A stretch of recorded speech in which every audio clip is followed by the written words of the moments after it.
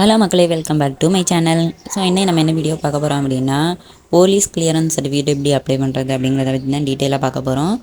And நம்ம channel நீங்கள் என்ன சப்ஸ்கிரைப் பண்ணலை அப்படின்னா சப்ஸ்கிரைப் பண்ணி வச்சுக்கோங்க. நம்ம சேனலில் நீங்கள் வேலைவாய்ப்பு பற்றியும் தெரிஞ்சுக்கலாம், அதே நேரம் சர்டிஃபிகேட்ஸ் எல்லாம் எப்படி அப்ளை பண்ணுறது அப்படிங்கிற சேவை மையத்தில் உள்ள சில விஷயங்களையும் நம்ம இதில் தெரிஞ்சுக்கலாம். அதனால் நீங்கள் இந்த சேனலை சப்ஸ்கிரைப் பண்ணி வச்சுருக்கிறது ரொம்பவே நல்லது தான். ரெண்டுமே ஒரே சேனலில் கிடைக்கிறது உங்களுக்கும் ஈஸியாக இருக்கும். அதனால் மறக்காமல் நம்ம சேனலை ஒரு சப்ஸ்கிரைப் மட்டும் பண்ணி வச்சுக்கோங்க அண்ட் ஃபாலோ பண்ணி லைக் பண்ணிக்கோங்க. ஸோ மக்களே, வாங்க வீடியோக்குள்ளே போயிடலாம். எப்பவும் போல் கூகுளில் போய் தமிழ்நாடு போலீஸ் கம்ப்ளைண்ட் போய்க்கோங்க. அதில் பெய்டு சர்வீசஸில் போலீஸ் வெரிஃபிகேஷன் ரிப்போர்ட்டில் நியூ ரிக்வெஸ்ட்டு புதுசாட்டு நம்ம அப்ளை பண்ணுறதுக்கு இதுக்கு ஃபஸ்ட்டு ரிஜிஸ்டர் பண்ணிக்கணும். ஃபஸ்ட்டு நேம் கொடுத்துக்கோங்க. அதுக்கு அடுத்து ஃபாதர் நேம் கேட்டிருப்பாங்க, அதை கொடுத்துக்கிட்டு அதுக்கப்புறம் லாஸ்ட்டாட்டு டேட் ஆஃப் பர்த் கொடுத்து நம்ம கண்டினியூ கொடுக்குறது மாதிரி இருக்கும். அடுத்து யூசர் நேமும் பாஸ்வேர்டை நம்ம செட் பண்ணுற மாதிரி இருக்கும். மேலே யூசர் நேம் கொடுத்துட்டு பாஸ்வேர்டு கொடுத்துட்டு அதுக்கப்புறம் கன்ஃபார்ம் பாஸ்வேர்டு ரெண்டுமே சேம் பாஸ்வேர்டு கொடுத்துக்கோங்க. அடுத்த பேஜில் நமக்கு கண்டினியூ கொடுத்தோம்னா ஓப்பன் ஆயிரும். இதில் என்ன கொடுக்கணும் அப்படின்னா, நமக்கு இமெயில் அட்ரஸ், அதுக்கப்புறம் ஃபோன் நம்பர் கொடுத்து ஓடிபி கொடுத்து ஓகே பண்ணுற மாதிரி இருக்கும். இதை ஓகே பண்ணிவிட்டு நீங்கள் ஜஸ்ட் அந்த கண்டினியூ கீழே கேப்சா கொடுத்துட்டு கண்டினியூ கொடுத்துட்டா போதும். நமக்கு லாகின் பேஜுக்கு போயிடும். அதாவது அந்த பேஜ் இந்த மாதிரி தான் இருக்கும். இதில் கொஞ்சம் எல்லாம் செக் பண்ணிவிட்டு லாகின் பண்ணுறதுக்கு மாதிரி ஆப்ஷன் ஓப்பன் பண்ணுவாங்க. பார்த்திங்கன்னா தெரியும். இதில் லாகின் பண்ணுறதுக்கு யூசர் நேமும் பாஸ்வேர்டும் இதில் நீங்கள் கேப்சாவை என்ட்ரி பண்ணிங்கன்னா அதில் டேர்ம்ஸ் ஆஃப் யூசேஜ்னு ஒன்று இருக்கும். அதை கிளிக் பண்ணி அக்ரி பண்ணிவிட்டு அதுக்கப்புறம் நீங்கள் கேப்சாவை என்ட்ரு பண்ணுற மாதிரி இருக்கும்.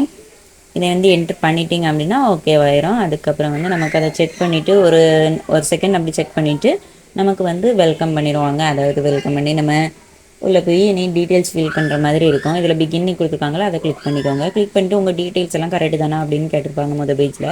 அதை கிளிக் பண்ணிவிட்டு இந்த பேஜ் கொடுப்பாங்க. இதில் ஒரு 3 கொஸ்டின் நீங்கள் உங்களுக்கு பிடிச்சதை ஃபில் பண்ணிவிட்டு அதுக்கப்புறம் உங்களோட டீட்டெயில்ஸ் ஃபில் பண்ணுற மாதிரி இருக்கும். இதில் பேர், அப்பாவோட பேர்னா அப்பாவோட பேர் வச்சு எடுக்கிறது, அது இல்லைன்னா கார்டியன் இருந்தாங்கன்னா அவங்க பேர் போட்டு எடுக்கணும்.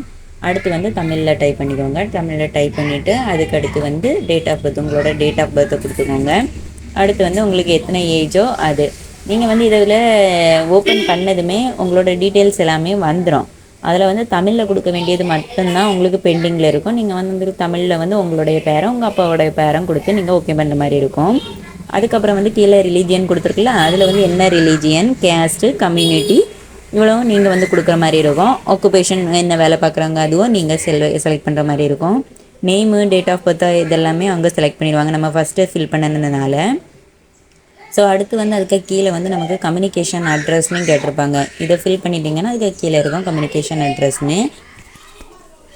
அதை பார்த்தீங்கன்னா உங்களுக்கு தெரியும். இப்போ பார்த்தீங்கன்னா இதில் கம்யூனிகேஷன் அட்ரஸ் நான் ஃபில் பண்ண போகிறேன். இதில் ஹோம் நம்பர், அதாவது வீட்டு நம்பரு, எந்த தெரு, எந்த ஊர், அந்த மாதிரியெல்லாம் டீட்டெயில் கேட்டிருப்பாங்க. அதெல்லாம் ஃபில் பண்ணிவிட்டு நீங்கள் பர்மனன்ட் அட்ரஸில் எஸ் கொடுத்துட்டா போதும். அப்போ மேலே இருக்க அட்ரஸுமே நமக்கு கீழே அது டைப் பண்ணாமலே அந்த அட்ரஸையுமே நமக்கு அப்படியே கீழே கொடுத்துருவாங்க. அதனால் பிரச்சனை இல்லை. ஸோ அதில் எஸ் கொடுத்தீங்கன்னா உங்களுக்கு ஒரே அட்ரஸாக இருந்துச்சு அப்படின்னா நீங்கள் எஸ் கொடுத்துருங்க. எப்படியுமே ஒரே அட்ரஸாக தான் வரும். அதனால் நீங்கள் அதில் எஸ் கொடுத்துட்டா போதும். நீங்கள் மேலே கொடுத்துருக்க டீட்டெயில்ஸ் எல்லாமே கீழே ஃபில் ஆகிரும். காண்டாக்ட் டீட்டெயில் ஃபில் பண்ணதுக்கப்புறம் நமக்கு ஏதாவது ஒரு அட்ரஸ் ப்ரூஃப் வைக்கிற மாதிரி இருக்கும். இதில் பார்த்தீங்கன்னா driving licence, PAN card, passport, photo proof இது மாதிரி வேறு கொடுத்துருப்பாங்க. அதில் ஏதாவது உங்களுக்கு இருக்குது அப்படின்னா அதில் உள்ள வரிசையாக எல்லாத்தையுமே நீங்கள் வச்சுக்கலாம். இப்போ பார்த்தீங்கன்னா ஃபோட்டோ ப்ரூஃப் நான் கிளிக் பண்ணியிருக்கேன். இதில் யாரோட ஃபோட்டோ ப்ரூஃபாக இருக்குது அப்படின்னு சொல்லிட்டு அதில் உள்ள பேரை கொடுத்துட்டு நம்ம ப்ரூஃப் நம்பரையும் கொடுத்துக்கலாம். ஒரு 5 அப்லோட் பண்ண போகிறீங்க அப்படின்னா முதல்ல வரிசையை நீங்கள் கொடுத்துக்கோங்க. ஃபஸ்ட் உள்ளதை கொடுத்துட்டு பேர் கொடுத்துட்டு ப்ரூஃப் நம்பர் 1 கொடுத்துட்டு கீழே அந்த ஃபைலோட அதாவது அந்த ப்ரூஃபோட ஃபைலை அட்டாச் பண்ணிடுங்க. ஃபோட்டோ இப்போ ஆட் பண்ணுறீங்க அப்படின்னா அதில் உள்ள ஃபோட்டோவை ஆட் பண்ணிக்கோங்க.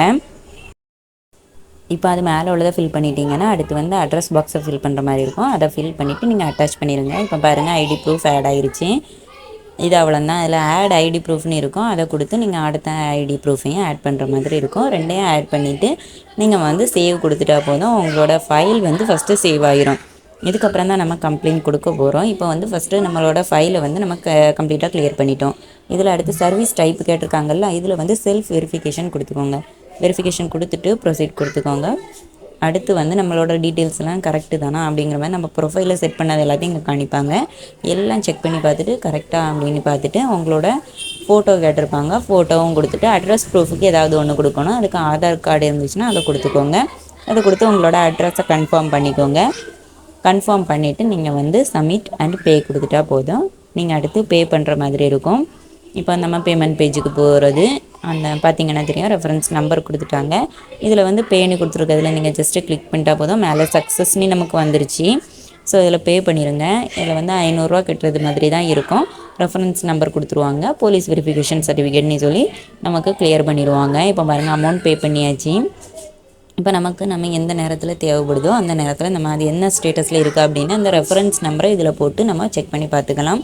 ஸோ அவ்வளோதான். இது ரொம்பவே ஈஸி. வீட்டில் இருந்தே நம்ம இந்த மாதிரி அப்ளை பண்ணி பார்த்துக்கலாம்.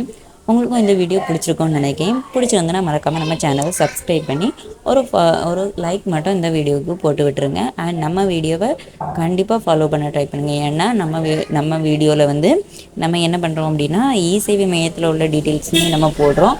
அண்ட் ஜாப்ஸ் பற்றின டீட்டெயில்ஸுமே நம்ம போடுறோம். அதனால் நம்ம உங்களுக்கு இதுவுமே இது யூஸ்ஃபுல்லாக தான் இருக்கும். 2 சைட்லேருந்து உங்களுக்கு இன்ஃபர்மேஷன் கிடச்சிட்டு தான் இருக்கும். அண்ட் நம்ம டெய்லி வீடியோ அப்லோட் பண்ணிக்கிட்டு இருக்கோம். அதனால் டெய்லி நியூஸ் நம்மளுக்கு கிடச்சிக்கிட்டே இருக்கும். ஸோ மறக்காமல் நம்ம சேனலை ஒரு சப்ஸ்கிரைப் பண்ணி பாருங்கள். பாய்.